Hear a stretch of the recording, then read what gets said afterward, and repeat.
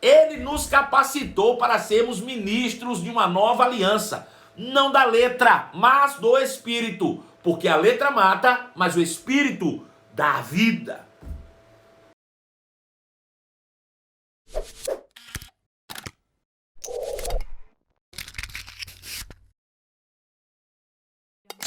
Vamos começar agora mais um conteúdo exclusivo sobre cura. Veja, nós vimos pela manhã aqui que Deus, Ele nos resgatou do império das trevas e nos transportou para o reino do Filho do seu amor, através da obra de Cristo Jesus, Tudo isso foi feito para nos devolver aquilo que se havia perdido. Nós que havíamos sido realmente roubados lá no Éden e fomos vendidos como escravos do pecado, fomos comprados de volta, redenção.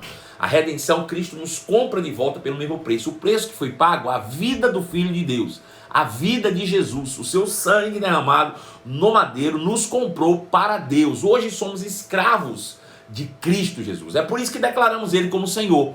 Ele só é meu Senhor porque eu sou primeiro escravo dele, Se existe um Senhor, existe um servo. E eu sou escravo de Cristo. Agora, Cristo não me comprou para me aprisionar. Ao contrário, Ele me comprou para me fazer livre, Então eu quero começar essa noite fazendo uma pequena enquete. Eu quero contar uma história para você, uma história bíblica, E eu quero que você fique bem atento a essa história. Eu quero que você preste bastante atenção, porque no final dessa história eu vou lançar uma enquete e você vai precisar responder essa enquete em 3 opções, A, B ou C. Veja, a história é de uma mulher que sofria há 12 anos de uma hemorragia incurável, A Bíblia diz que ela já tinha gastado tudo o que ela possuía com médicos, com remédios, com todas as soluções viáveis que ela já tinha procurado e nada lhe trazia resultado. Muito pelo contrário, a Bíblia diz que ela só ia cada vez mais a pior.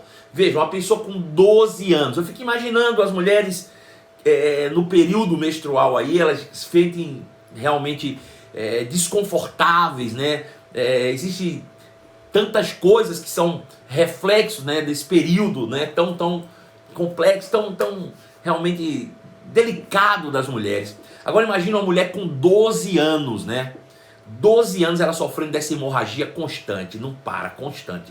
12 anos. Essa mulher realmente ela devia viver, desculpa a expressão, em frangalhos. Não só fisicamente, mas emocionalmente também. Não era uma coisa simples, ela era considerada imunda, ela era rejeitada pela sociedade, ela era excluída dos meios sociais onde ela vivia. Essa mulher, ela sofria de uma maneira impensável, A gente não faz ideia exatamente o sofrimento que essa mulher viveu. A Bíblia diz que ela passou 12 anos com esse sofrimento. Porém, um dia ela ouviu, preste atenção em todos os detalhes dessa história, ela ouviu falar de Jesus. Um dia ela ouviu falar de Jesus, ouviu falar da fama de Jesus, que Jesus, o Nazareno, andava por todos os lados curando a todos, que Deus era com ele, ouviu falar dessa fama de Jesus, e porque ela ouviu, ela começou a dizer, bom, eu vou esperar esse Jesus, porque no dia que eu encontrar com ele, eu vou tocar as suas vestes e eu serei curada.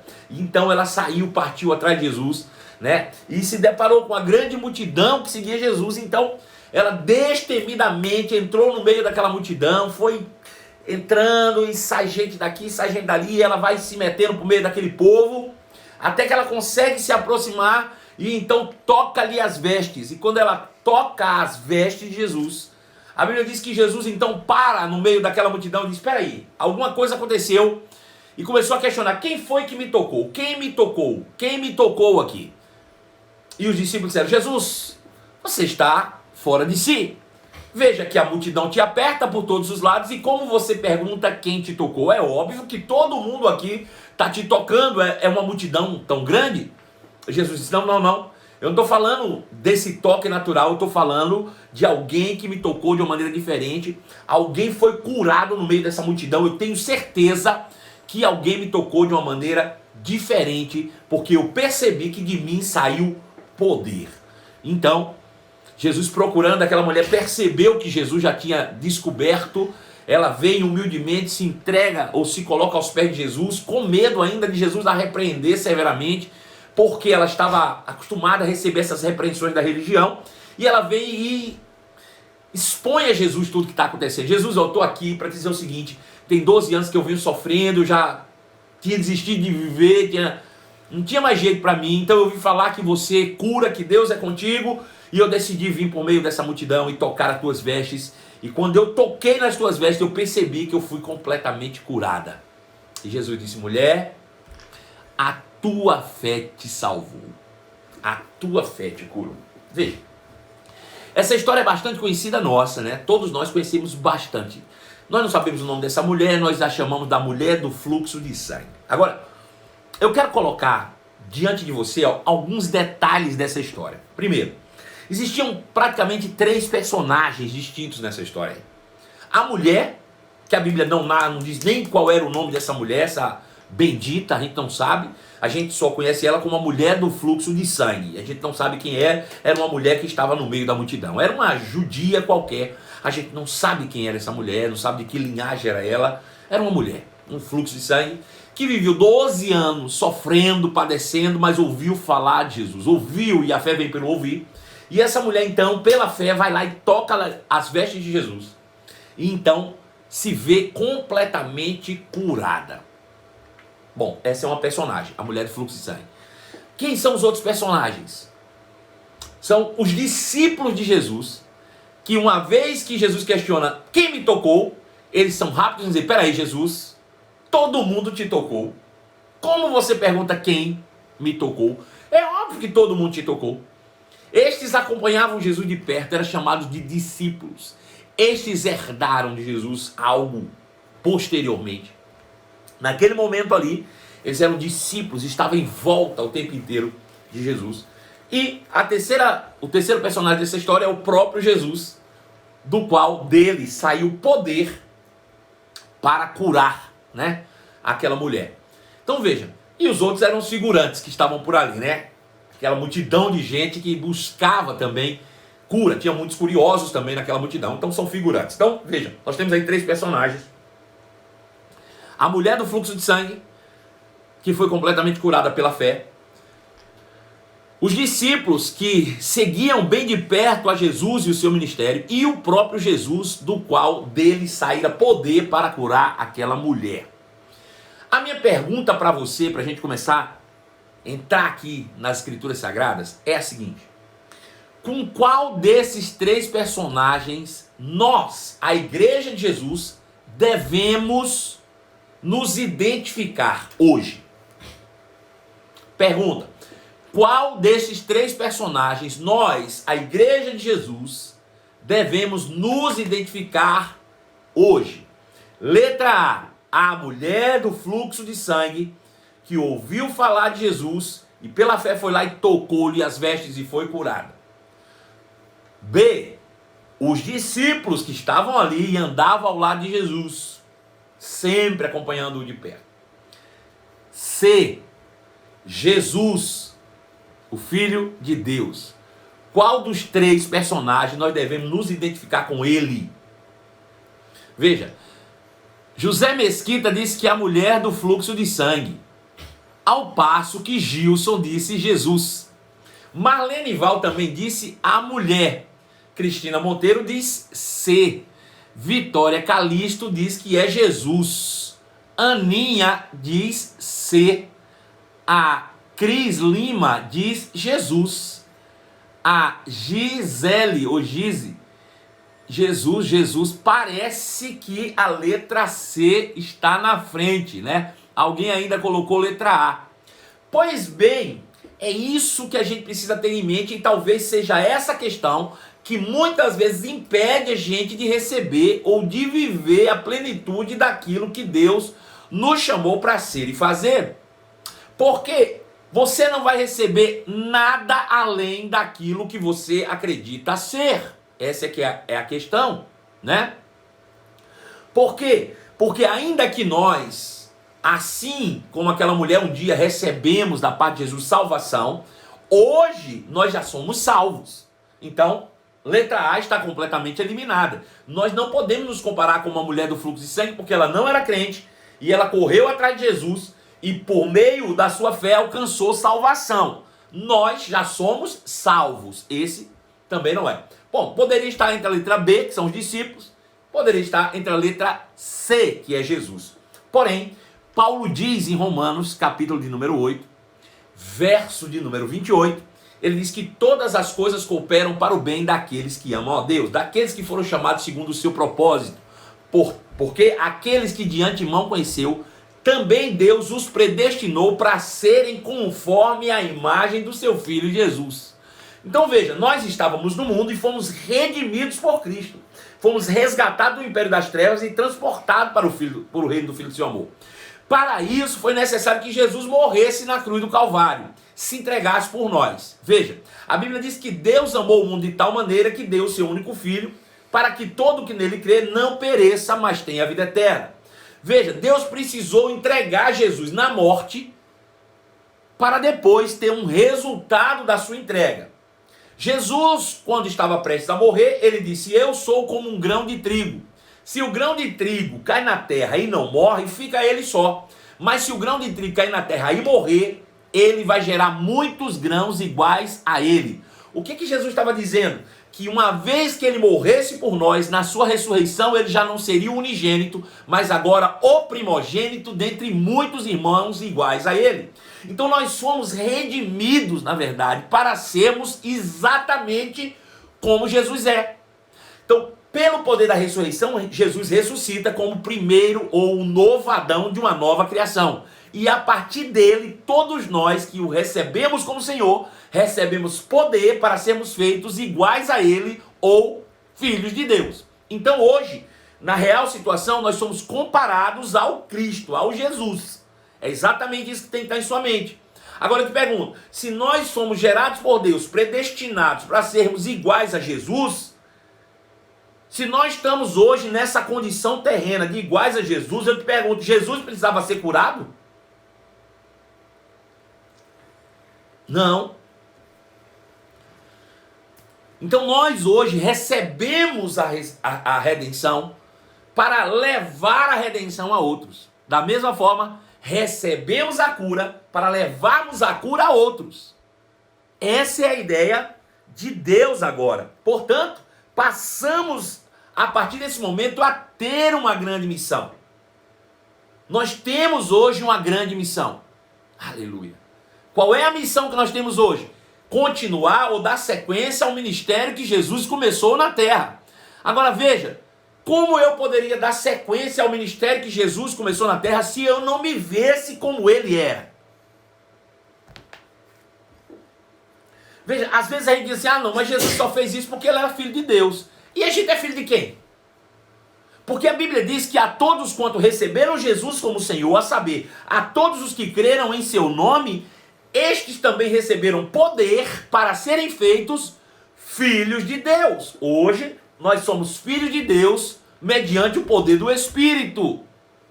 Não é os discípulos, somos o próprio Jesus na terra. Hoje nós somos comparados a Cristo. Nós somos a extensão de Cristo, os representantes de Cristo na terra. Dentro dessa situação, eu hoje sou identificado com Cristo. Nem com os discípulos, nem com a mulher do fluxo de sangue, mas com o próprio Jesus. Porque eu tenho uma missão de levar adiante, dando sequência ao ministério que o próprio Jesus começou. Veja, Mateus capítulo 10, verso 1 diz assim. Mateus 10, 1. Jesus reuniu seus discípulos, 12, e lhes deu autoridade para expulsar espíritos impuros, a curar todo tipo de enfermidade e doença. E aí diz o nome dele. No versículo 8, diz assim: curem doentes, ressuscitem os mortos, purifiquem os leprosos e expulsem demônios. Deem de graça, pois também de graça vocês receberam. Veja, ele diz, de graça recebeste, de graça também dai. Ou seja, eu fui alcançado pela graça não como uma lagoa que recebe água e a água para. Não, nós não somos lagoa, nós somos rio. Um rio que flui de mim agora. Ele disse, aqueles que creem em mim, como diz a Escritura, do seu interior fluirão rios. São como rios que fluem de nós agora. O que isso significa?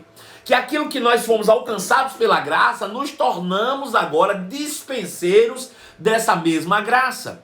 Veja, a gente está até consciente de que tudo que temos, recebemos pela graça. Recebemos a cura pela graça, recebemos a salvação pela graça, recebemos a prosperidade de Deus pela graça. Agora veja, uma vez que nós recebemos de graça, recebemos para também levar de graça. Ou seja, se a graça me alcançou, eu preciso ser dispenseiro dessa mesma graça. Eu tenho que fazer isso não porque as pessoas merecem, mas porque eu fui alcançado sem merecimento. Uma vez que eu fui alcançado sem merecer, eu preciso alcançar outros sem merecer. Eu preciso levar adiante o ministério que Jesus um dia começou. Eu hoje sou o próprio Jesus andando sobre a terra. Essa é a ideia de Deus. Que cada um de nós tenha a consciência de que somos como Cristo na terra, ou representantes de Cristo e do reino na terra, para dar continuidade àquilo que Jesus começou. Porque se recebemos de graça também damos. Então veja, eu fui salvo para levar a salvação, eu fui curado para levar a cura, eu fui suprido nas minhas necessidades para suprir outros. Essa é a ideia de Deus.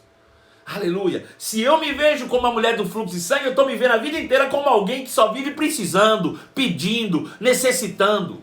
Deixa eu te dizer, a gente precisa sair do patamar de igreja pedinte. Nós não somos uma igreja pedinte mais, gente.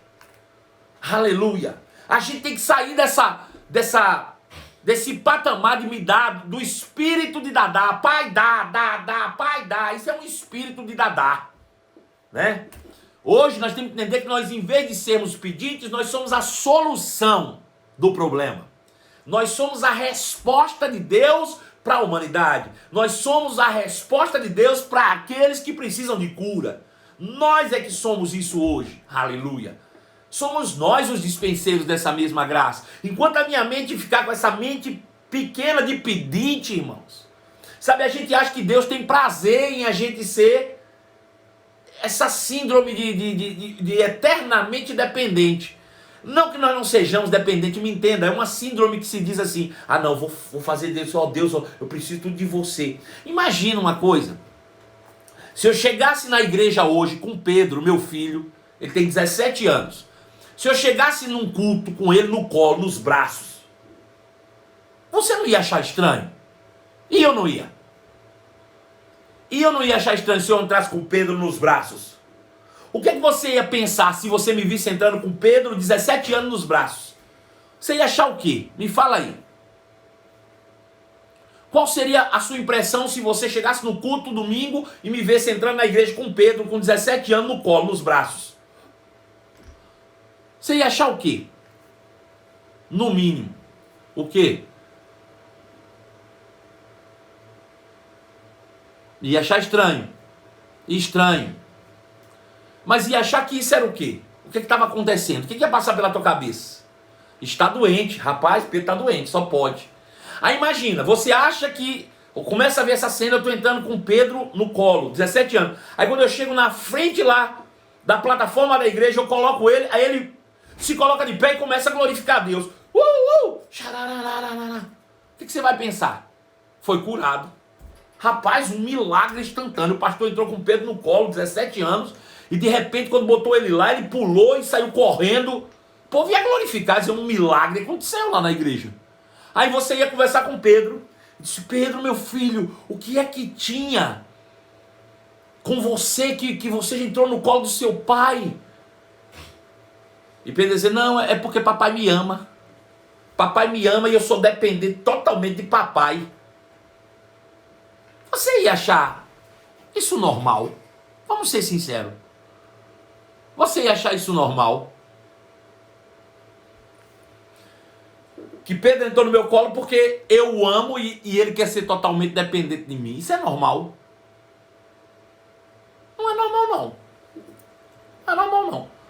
Né? Ao contrário. Deixa eu te dizer uma coisa. Se a gente senta na mesa para comer e o Isaac tem 4 anos, precisa de algo. Papai, eu quero que o senhor pegue isso para mim, eu quero que o senhor faz meu prato. Irmão, eu faço, sem problema, ele tem 4 anos de idade. Mas se Pedro com 17 diz: papai, faz meu prato, que eu quero ser dependente de você, isso é normal não, irmão. Não é normal não. Normal não. Então veja, quando a gente aceita Jesus, que a gente é uma criança espiritual, Tudo bem, ainda vai lá, da gente pedir tudo a Deus. Ô Deus, me dá isso, ô pai, faz aquilo, ô pai, faz aquilo. Mas deixa eu dizer, Deus não quer que você fique assim eternamente, não. Deus quer que você cresça. Deus quer que você tenha sua independência como filho, que você cresça, que você se estabeleça e que honre Ele por onde quer que você passe. E não que você vive uma vida inteira só no pedindo. Não, nós precisamos crescer, rapaz. Colocar a nossa fé, desenvolver a nossa fé. A gente tem que tirar essa mentalidade de igreja pedinte. Você não é mais pedinte, você é solução, você é resposta, irmão. Você é resposta de Deus para o mundo. Você é a resposta de Deus para o mundo. Aleluia! É isso que tem que entrar na nossa mente. Veja, quando Jesus partiu daqui, ele ficou 3 anos e meio com aquele povo, e ele estava certo de que agora eles conseguiam. Sabe de uma coisa? Jesus não ficou aqui com eles esperando, vamos ver até quando vocês vão precisar de mim. Jesus disse, se vira, meu filho. Só espera o Espírito Santo chegar, depois, se vira, eu estou indo embora. 3 anos e meio, Jesus, deu no pé. Você acha que eles estavam completamente preparados? Claro que não. Agora, se Jesus fosse esperar que eles ficassem completamente preparados, talvez até hoje Jesus estava pregando o Evangelho. Né? Então é preciso que a gente assuma uma posição de maturidade e nosso papel no reino, né? E o nosso papel hoje é dar sequência àquilo que Jesus começou. Veja o que o apóstolo Paulo diz em 2 Coríntios, capítulo 3, verso de número 4. 2 Coríntios 3, 4. Paulo diz assim, estamos certos disso tudo por causa da grande confiança que temos em Deus por meio de Cristo Jesus. Não que nos consideremos capazes de fazer qualquer coisa por nossa própria conta ou por nós mesmos. Não é que a gente está falando de ser independente, de querer, de assumir porque a gente é capaz de fazer em nós mesmos. Não é isso. Ele diz, pois nossa capacitação vem de Deus. A nossa capacitação vem de Deus. Ele nos capacitou para sermos ministros da nova aliança. Ele nos capacitou para sermos ministros de uma nova aliança. Não da letra, mas do Espírito. Porque a letra mata, mas o Espírito dá vida. Então veja, eu quero pegar o versículo 6, diz que Deus nos capacitou para sermos ministros de uma nova aliança. Veja, você hoje é ministro, você é servo, você está aqui para servir a outros, você agora é ministro e não mais pedinte. Então não se veja como mulher de fluxo de sangue, se veja como o próprio Jesus andando sobre a terra. Enquanto você se vê como mulher de fluxo de sangue, você se vê doente, você se vê incapaz, você até pode se ver ousado para na fé e alcançar a cura, mas deixa eu te dizer, quando você se vê como Cristo, você se vê curado. Quando você se vê como Cristo, você se vê um filho de Deus, capacitado e suprido em todas as áreas para cumprir o seu propósito. É isso que tem que mudar na nossa mente. Aleluia. E mais uma vez eu te digo, não que a nossa capacidade esteja em nós, porque a nossa suficiência vem de Deus, que nos capacitou para sermos ministros. Essa capacitação já veio do alto, para sermos ministros de uma nova aliança.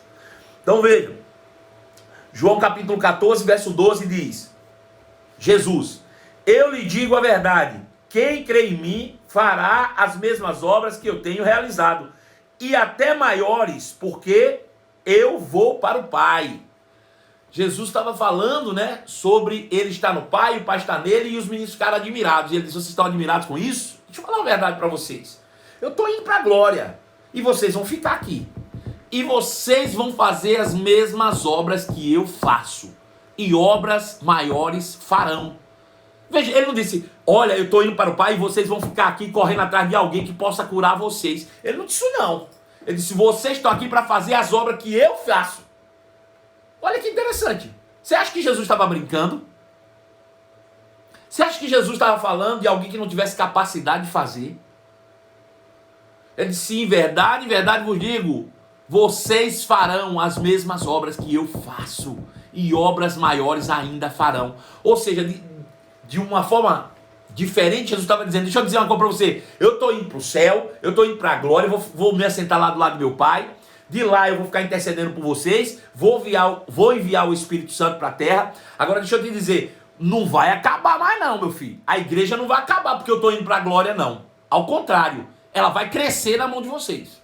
E cresceu. Jesus tinha um raio de ação muito pequeno, irmãos, entre Judéia, Samaria, entre Jerusalém, ali. Quando a igreja, Jesus sobe para a glória e a igreja começa a crescer em Jerusalém, logo vem uma perseguição e ela é espalhada e já vai para além dos limites de Israel.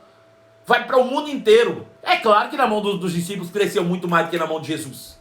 E Jesus estava certo. Ele disse, vocês vão fazer as mesmas obras que eu faço. E obras maiores farão. E deixa eu te dizer uma coisa. Quando isso entrar na tua cabeça, que você está aqui para curar e não para ficar buscando cura, a tua doença desaparece. Ou a pseudo-doença que tu tinha vai desaparecer. Porque você vai começar a se ver diferente. Você vai se ver como Jesus. Você vai se ver como Pedro. Você vai se ver como Paulo. Você vai se ver como um dos apóstolos. Eu não vejo nenhum relato dos apóstolos aqui dizendo que estava doente, buscando cura. Por quê? Porque eles encarnaram o próprio Cristo. A palavra entrou neles de uma maneira extraordinária. E eles começaram a fazer o que Jesus fazia. Ao invés de buscar cura, eles estavam curando. Essa é a ideia. Veja, Jesus curou, os apóstolos curaram, os discípulos curaram, os apóstolos, depois os outros descendentes dele. E eu vou ficar correndo atrás de... Não. Nós temos uma missão hoje. Uma vez que fomos redimidos, resgatados, tirados, curados, sido prosperados, né? Nós agora estamos aptos a dar continuidade àquilo que Jesus começou, que os discípulos continuaram, que Paulo continuou, que foi séculos adentro aí, né? Que passou por mão de Smith Wigglesworth, que passou por mão de Kenneth Hagin, que passou por mão de Pastor Bundy, e que agora está nas minhas mãos, que está nas tuas mãos, e que vai para as mãos da próxima geração. Somos nós agora que estamos aqui como Cristo para levar salvação para o mundo. Para levar a cura para aqueles que estão enfermos no mundo. Nós precisamos nos ver dessa maneira, aptos a dar continuidade àquilo que Jesus um dia começou. João 17, 18 diz assim: assim como tu me enviastes ao mundo, eu os envio também. Veja que interessante. Jesus não veio sozinho, ele não foi auto-enviado não, foi Deus que enviou Jesus. Foi Deus quem enviou Jesus. E teve uma forma específica esse envio, né? Bem interessante. João capítulo 16, verso 17. João 3,17 também diz a mesma coisa. João 3,16 diz que Deus amou o mundo de tal maneira que deu seu único filho para que todo que nele crê não pereça, mas tenha vida eterna. 17 diz, porque Deus enviou o seu filho ao mundo. Veja, Jesus não veio auto-enviado, eu vou lá sozinho. Não. Foi o Pai que o enviou. Agora veja, como é que Jesus foi enviado? Vamos pensar aqui um pouquinho, né? Vamos ver qual foi a sequência dos fatos. Primeiro, Jesus foi gerado no ventre de Maria por meio da obra do Espírito. O Espírito Santo, né, é que foi responsável por gerar o nascimento de Jesus. Veja, pelo Espírito Jesus nasceu. Jesus foi gerado pelo Espírito. E aí cresceu. E então, aos 30 anos de idade, ele foi cheio do Espírito. Veio o Espírito sobre ele. Aí, ele foi gerado pelo Espírito, cheio da palavra, cheio do Espírito, e daí expandiu seu ministério em sinais, maravilhas e prodígios. Agora veja, Jesus disse para os discípulos, do mesmo jeito que o Pai me enviou, eu vou enviar vocês. Do mesmo jeitinho. E como foi esse jeito? Deixa eu te mostrar aqui. João capítulo 19... Aliás, João 20, 19, diz assim: no dia da ressurreição de Jesus, ao cair da tarde daquele dia, o primeiro dia da semana, o domingo da ressurreição, trancadas as portas da casa onde estavam os discípulos, com medo dos judeus, veio Jesus, pôs-se no meio deles e disse, Pai, seja convosco. E dizendo isso, lhe mostrou as mãos e o lado. Alegraram-se, portanto, os discípulos ao verem o Senhor. E disse-lhe, pois, Jesus, segunda vez, paz seja convosco. Assim como o Pai me enviou, eu também vos envio. E havendo dito isso, soprou sobre eles e disse-lhes, recebei o Espírito Santo. Veja, eles nasceram de novo pela obra do Espírito. Mesma coisa de Jesus. Jesus ressuscita, chama os discípulos e diz, ei, eu não falei que vocês vão continuar? Do mesmo jeito que o Pai me enviou, agora eu vou enviar vocês. Veja, Jesus, a primeira coisa, ele foi gerado pelo Espírito. Aí Jesus, só para o Espírito, disse, recebam o Espírito. E aí eles nascem de novo. Não são gerados fisicamente, mas são gerados no Espírito. E aí nascem de novo. E o que acontece depois disso? Atos capítulo de número 1. Atos 1, verso 3. Diz assim: a estes também, depois de ter padecido, se apresentou vivo com muitas provas incontestáveis, aparecendo-lhe durante 40 dias e falando das coisas concernentes ao reino de Deus. Veja, Jesus ensinou o que a eles? A palavra. Eles nasceram de novo, obra do Espírito. Jesus ensinou-lhes a palavra, coisa que Jesus passou 30 anos aprendendo. Eles aprenderam em 40 dias. Aí depois que foram cheios da palavra, Jesus diz: e comendo com eles, determinou-lhes: não se ausentem de Jerusalém, mas esperem pela promessa do meu Pai, da qual eu lhes falei. Pois João, na verdade, batizou com água, mas vocês serão batizados no Espírito Santo não muito depois desses dias. Veja, a sequência foi o mesmo. Recebam o Espírito, eles nasceram de novo. Recebam a palavra, 40 dias ensinando. Depois, não saiam de Jerusalém, esperem pelo batismo. Foram cheios do Espírito. E aí, o que aconteceu depois? O que aconteceu depois é que eles continuaram fazendo exatamente do mesmo jeito como Jesus começou. As multidões afluíam para ele, eles pregavam o evangelho, eles proclamavam a cura, eles curavam os enfermos, eles expulsavam demônios e o evangelho se espalhou. Então, da mesma forma que começou o ministério de Jesus, começou o nosso.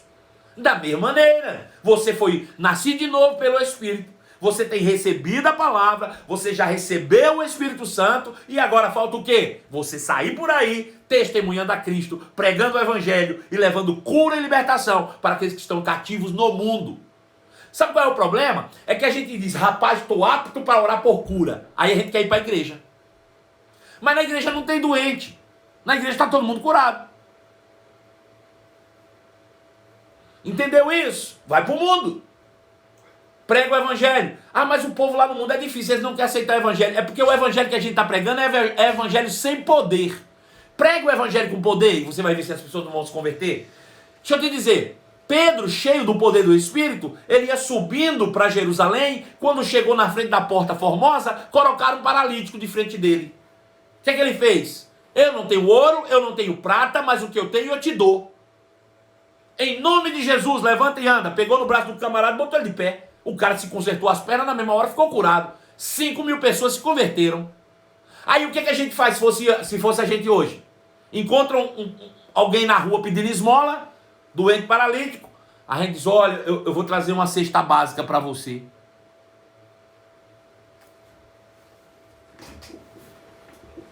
Hã? Reflexão, né? Tempo para pensar. Pensa, o que a gente faz? Mas pastor, eu fico com medo de fazer. E se não der certo? É porque a gente não mudou isso aqui ainda. Ó. A gente está com a cabeça da mulher do fluxo de sangue, não de Jesus. Comece a imaginar que você é a extensão de Jesus, que você é a representação de Jesus, que você está na terra como Jesus estava, que você hoje é ou está no mesmo nível que Jesus estava quando ele estava aqui na terra. Pensa nisso. Para você ver se não dá certo. Foi o que aconteceu com Pedro, né? E que deve acontecer com cada um de nós. Então, o nosso ministério é igual ao ministério de Jesus. Isso aqui é. Mateus capítulo 28, verso 18, diz assim: Jesus se aproximou deles e disse: toda a autoridade me foi dada no céu e na terra. Portanto, vão com essa autoridade e façam discípulos de todas as nações, batizando-os em nome do Pai, do Filho e do Espírito Santo. Ensine esses novos discípulos a obedecerem todas as ordens que eu lhes dei. E lembrem-se, estou sempre com vocês até a consumação dos séculos. Veja, Jesus diz: o que eu fiz com você, faça com outros. E ensine eles a fazer com o próximo. Veja que ideia genial de Deus. Deus envia Jesus para cá e não dá poder exclusivo para ele, não. Diz: Jesus vai lá e levanta 12. Aí ele vai, levanta 12, ensina e diz: eu estou indo, mas vocês vão continuar fazendo o que eu faço. Agora, façam e ensinem os próximos. Aí eles vão, levanta mais discípulos e ensina. E diz: agora ensine os próximos. O que é isso? Esse é o maior marketing de rede de toda a existência humana. Esse é o maior marketing de relacionamento de toda a existência humana. Um marketing de rede, meu irmão, que começou há 2000 anos atrás e só cresce a pirâmide. No topo dela está Jesus Cristo de Nazaré, mas deixa eu te dizer, todo dia, toda hora, está se multiplicando gente, com 12, se multiplica, se multiplica. Esse é o maior marketing de relacionamento já existente na história humana. Aleluia! Agora, o que você tem feito para alimentar a sua perna? Você entendeu o que eu disse com perna aí, né? O que você tem feito para alimentar a sua rede? Ou o nome que você quiser colocar. O que é que você tem feito? Porque quando nos é proposto, né? Olha, se você vender isso aqui para tanto, você ganha tanto de dinheiro. Né? Para ganhar carro colorido, né? Para ganhar joias, para ganhar viagem de cruzeiros. Tem gente até sem dormir, meu filho. Vendendo, correndo atrás, seja perfume, seja o que for, tá nego desesperado para vender, para ganhar uma medalha, para ganhar uma honra, para ganhar não sei o que, para ganhar dinheiro. E esse marketing maravilhoso que nos dá tesouros celestiais que não se acabam, o que nós temos feito por ele?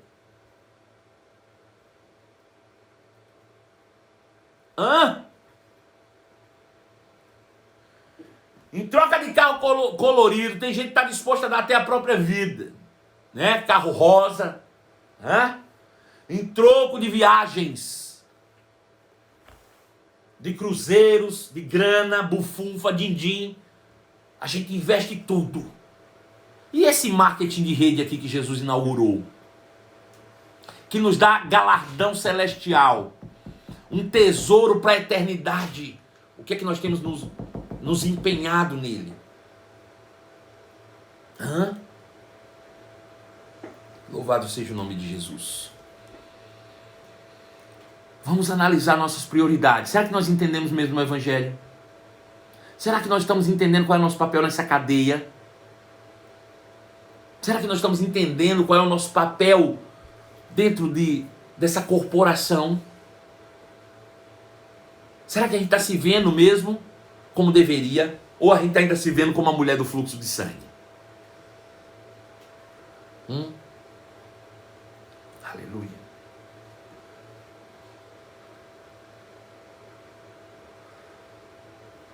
Marcos 16, capítulo 15, 16. Marcos 16, versículo 15 e 16. Jesus disse: vão ao mundo inteiro e anuncie as boas novas a todos.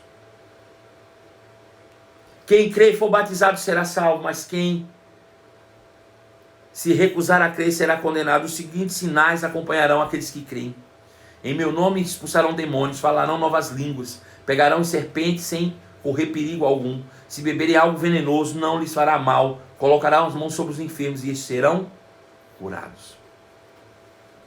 Essa é a ordenança de Cristo. Quais são as nossas prioridades de vida? Quais são as prioridades da nossa vida hoje? Aleluia. Atos capítulo 1, versículo 8, Jesus disse para os seus discípulos: vocês vão receber poder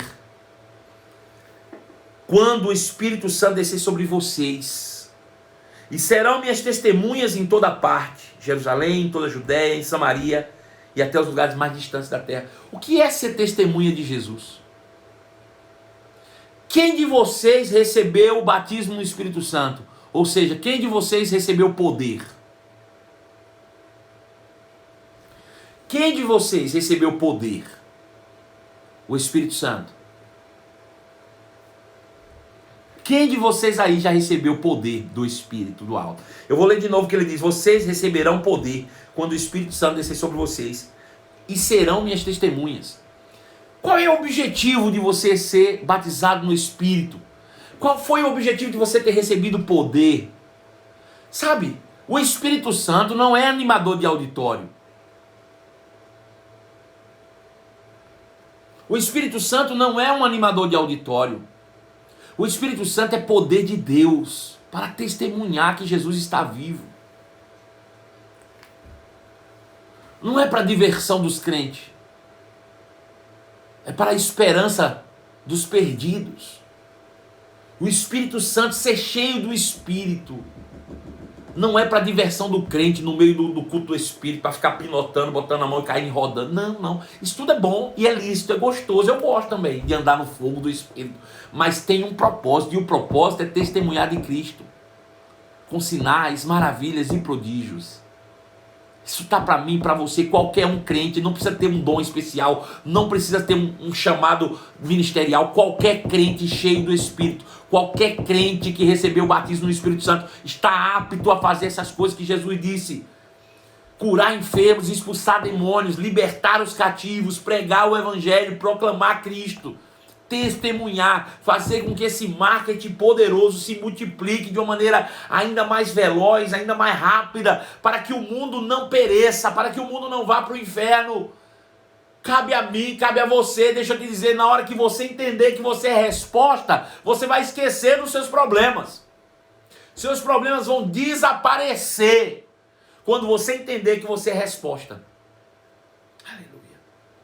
Quando você entender que o mundo está esperando você, você vai ver que você não tem problema nenhum para resolver.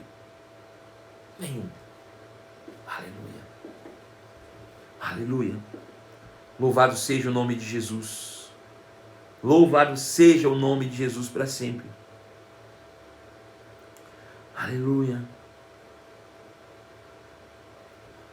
O apóstolo Pedro, cheio do Espírito, o mesmo Pedro, intimidado por uma serva do sacerdote. Não foi por um guarda, por um policial que chegou para ele e disse: ei, você é amigo de Jesus. Não foi uma serva. A serva chegou e disse: ei, você era discípulo de Jesus, né? Eu não, nem conheço, não sei quem é.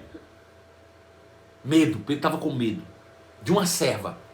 Esse mesmo Pedro, cheio do Espírito, se levantou em ousadia e falou para uma multidão. E esse mesmo Pedro, cheio de ousadia, falando para uma multidão, ganhou 3.000 pessoas de uma vez. 3.000. Olha o que o poder do Espírito pode fazer em um cidadão, numa pessoa. Ah, eu tenho timidez. Se encha do Espírito e você vai ver a timidez desaparecer. Esse mesmo Pedro, intimidado por uma serva, foi o mesmo Pedro que diante de um paralítico não se intimidou e disse: olha para mim aqui, olha aqui para mim. Não tenho prata, não tenho ouro, mas eu tenho algo que pode mudar a tua vida para sempre, e o que eu tenho eu te dou. Em nome de Jesus Cristo de Nazaré, levanta e anda. E quer saber, quando ele falou, nada aconteceu. Mas ele sabia o poder que estava no nome de Jesus. Ele agarrou no braço desse homem e disse: você vai se levantar, levante. E botou ele de pé, e as pernas do homem se consertou diante dos olhos de todos. Que ousadia é essa? É a ousadia do Espírito. É a ousadia de ser cheio do Espírito. De ter sido alcançado para alcançar. De ter sido sarado para sarar. De ter sido prosperado para levar outros à prosperidade. Nós estamos aqui para continuar. Para dar continuidade àquilo que Jesus começou. Àquilo que os discípulos levaram a sério. E levaram adiante. E nós hoje somos a bola da vez. Cabe a nós, o mundo tem expectativa da salvação e somos nós os representantes para levar para eles. Não é outro, é eu e é você, irmão. É você, irmão, que está aí hoje. Independente da sua posição social, independente da sua profissão, você é responsável por isso também. Ah não, eu acho que a responsabilidade é dos pastores. Ó o dedinho. A Bíblia diz que os pastores, ou na verdade os ministros, receberam a unção ministerial para aperfeiçoar você para a obra do ministério. O meu papel é preparar você para ir. O meu papel como ministro é preparar você para a obra do ministério. Se você está duvidando, você lê lá depois, Efésios capítulo 4, versículo 12. Com vista ao aperfeiçoamento dos santos para a obra do ministério. É isso aí. Então, nosso papel como ministro é preparar você. A igreja de Jesus, o lugar onde nós nos reunimos, né, como igreja, ali deveria ser o quartel-general. Para você ir no domingo, colocar munição para dentro, polir as armas, para durante a semana inteira você levar o evangelho aonde quer que você esteja. E se necessário for, você prega. Você vai levar o evangelho durante toda a semana. E se for preciso, você prega. Porque na verdade, quem está lá fora, de cada 10 que estão perdidos no mundo, apenas um vai ler a Bíblia. Os outros 9 vai ler eu e vai ler você. A nossa vida fala muito mais do que as nossas mensagens, do que as nossas pregações. Aquilo que vivemos e fazemos aquilo que nós vivemos e fazemos, fala muito mais alto do que qualquer pregação que sai da minha boca. Aleluia. Louvado seja o nome de Jesus. Então esse é o nosso objetivo e esse é o nosso propósito, né? Por quê? Porque a cura é o grande marketing de Deus para a salvação do mundo. Quando as pessoas viram aquele paralítico que estava na frente da Porta Formosa, fazia anos, se levantando e sendo curado, 5.000 pessoas se converteram. Pensa como o incrédulo vai ficar, o que se diz ateu, na hora que diante dele alguém enfermo se levanta. Me diga, tem uma pregação melhor do que essa? Tem uma demonstração de poder maior do que essa? Aleluia. Mas a gente quer fazer isso dentro da igreja, irmão. A gente só quer fazer isso dentro da igreja, né? Ah, porque o pastor, sabe por que eu não faço? Porque eu já vi um monte de pastor orando dentro da igreja por alguém numa cadeira de roda e não se levantou. Ora, se está orando dentro da igreja de alguém na cadeira de roda, possivelmente aquela pessoa que está na cadeira de roda é crente também. E se é crente, irmãos, ele também tem a responsabilidade dele como crente de receber a cura pela fé. Agora, experimenta isso no mundo. Experimenta isso no mundo para tu ver se não funciona. Aleluia. Vai no mundo. Vai lá, onde a bagaça está pegando. E você vai ver o poder de Deus em manifestação. O nome de Jesus é poderoso, irmãos. É poderoso. É poderoso. Aleluia.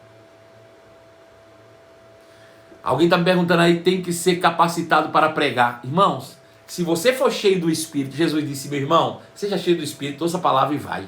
Você não vai precisar falar muita coisa não, o nome de Jesus. Rapaz, Pedro não tinha lá grandes capacidades não. Lógico que ele andou com Jesus 3 anos e meio, mas ele tinha negado Jesus dias antes. Momentos antes. Né? Bom, chegamos ao final da nossa live, vamos abrir a nossa caixa de minhoca. Pedro Pacífico Carvalho, nós temos perguntas ou não temos?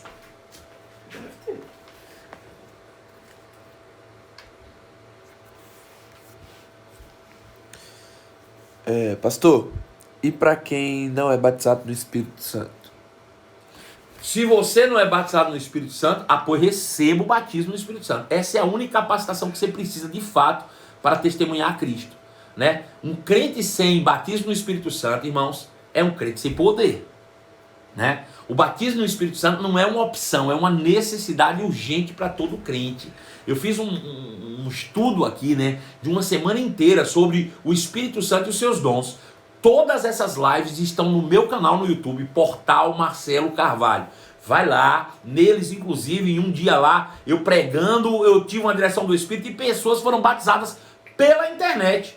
Recebi testemunhos depois de pessoas que foram batizadas pela internet, pela fé, durante o ensino sobre o Espírito Santo. Então, se você ainda não é batizado pelo Espírito Santo, você precisa receber o batismo do Espírito Santo. Pastor, mas como é que eu faço? Bom, ou você vai na igreja e pede alguém para pregar isso para você, ou você compra um livro chamado 7 Passos para receber o batismo do Espírito Santo, do irmão Reagan, que vai te explicar tintim por tintim, e você em casa, na comodidade do seu lar, vai poder receber pela fé o batismo do Espírito Santo. Pastor, mas eu preciso de ler um livro para receber? É porque o que impede você receber é a falta de conhecimento. Você vai ter que ter um conhecimento para receber. Então assista minhas lives. Veja como é mais fácil para você. Vai lá no YouTube, Portal Marcelo Carvalho, assiste minhas lives e você vai ser cheio do Espírito. Tá bom? Mas crente precisa ser cheio do Espírito.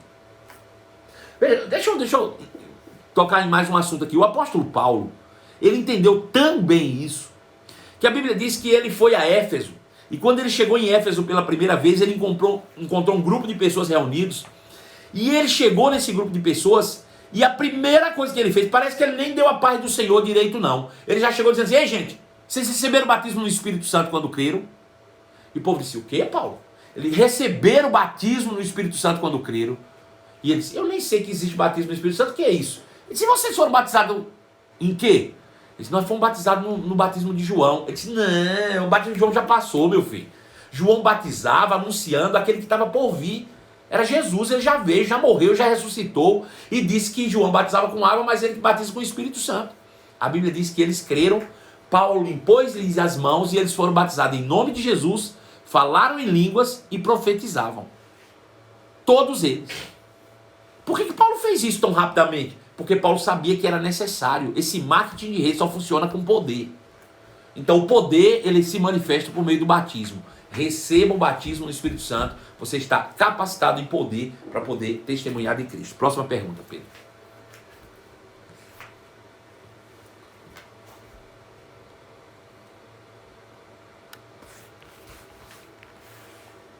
E quando a gente tem dúvidas que é batizado? Bom, a evidência bíblica de que você é batizado no Espírito Santo é orar em língua. Se você ora em língua, você é batizado no Espírito Santo. Ah, pastor, eu orei um dia na igreja. Então ore de novo. Porque uma vez você recebe, não desrecebe mais, né? Batismo no Espírito Santo é uma vez só. O que você pode é ter sido enganado pelo diabo na sua mente, dizendo que você estava inventando essa história, mas isso tudo é conversa do diabo. Por quê? Porque o diabo sabe que no dia que você entender o batismo no Espírito Santo e o poder de oração em línguas, acabou pro diabo, né? Então ele vai fazer de tudo para te enganar, botar na tua mente que isso é loucura, que isso não é assim, que você deveria sentir alguma coisa, que você não está sentindo nada, que você não está entendendo. E você vai nessa conversa fiada, nesses pensamentos que chegam na tua mente, influenciados pelo cão, né? Mas crendo que a palavra diz, e ponto final. Receba o batismo, ora em línguas. Se você um dia recebeu e orou em línguas, volte a orar em línguas, agora, nesse momento. Como é que eu faço? Comece a orar. Sem sentir nada. É pela fé, meu filho. Não é sentir não, é pela fé. Comece a orar e você é cheio do Espírito. Agora, se você não orou em línguas, você nunca foi batizado do Espírito Santo. Precisa receber o batismo. E a evidência bíblica do batismo no Espírito Santo é oração em outras línguas. Próxima pergunta.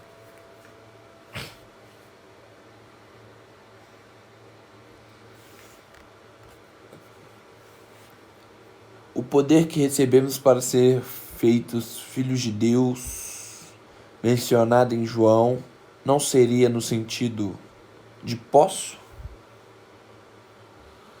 Não, na verdade o poder que você recebeu em João, a Bíblia diz, todo aquele que nele crê recebe poder para se tornar filho, muda a natureza. Esse poder é o novo nascimento, é o poder por dentro. Esse poder do novo nascimento te torna capaz de andar no mesmo caráter de Jesus. Mas a capacitação de poder, Jesus disse, recebereis poder para testemunhar. Então veja que são duas obras diferentes aí. Eu já falei sobre isso também nas minhas lives sobre o Espírito Santo. Tá tudo lá no portal Marcelo Carvalho no YouTube. Duas obras do Espírito. A primeira, novo nascimento. Jesus foi gerado pelo Espírito em Maria, mas só fez milagres depois dele ter recebido poder pelo Espírito. Veja, em Atos 10:38 diz assim: como Deus ungiu a Jesus de Nazaré com o Espírito Santo e com poder. Veja, como Deus ungiu a Jesus de Nazaré com o Espírito Santo e com poder. Então veja, o poder ou a unção é o Espírito Santo, é o batismo no Espírito Santo. E foi Deus que fez isso com Jesus no dia que ele foi batizado por João, né? Como Deus ungiu a Jesus de Nazaré com o Espírito Santo e com poder. Da mesma forma ele nos ungiu com o Espírito Santo e com poder para fazer o que Jesus fez. Então o caminho é o mesmo. Veja que lá em Lucas capítulo 4, verso 14, a Bíblia diz que Jesus voltou do monte da tentação e num sábado ele foi para a sinagoga como era do costume dele. E aí ele chega lá em cima e diz assim, na sinagoga e diz, ó, o Espírito do Senhor está sobre mim porque me ungiu para fazer pregar o evangelho do reino, e ele vai descrevendo aquilo ali. E ele diz, hoje acabou de se cumprir isso que está escrito aqui, ó. O Espírito do Senhor está sobre mim. Veja, Jesus já era filho de Deus faz tempo. Mas só naquele dia, ou seja, ele veio evidenciar que o Espírito veio sobre ele para fazer. Então veja, o Espírito dentro é para ser. O Espírito sobre é para fazer. O Espírito dentro é para ser. O Espírito sobre é para fazer. É isso aí. Próxima pergunta. Só mais uma.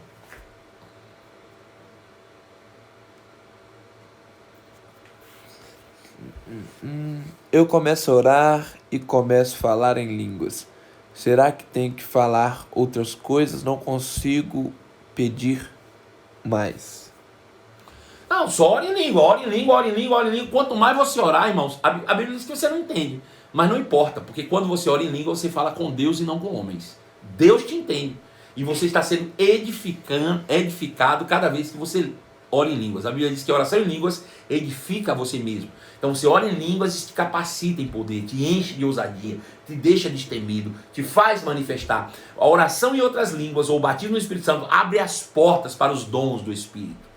Você começa orando em línguas, daí a pouco você dá a oportunidade e cria um ambiente perfeito para a manifestação de milagres, sinais, maravilhas e prodígios. É assim que é. Tudo começa com o batismo no Espírito Santo e oração em outras línguas.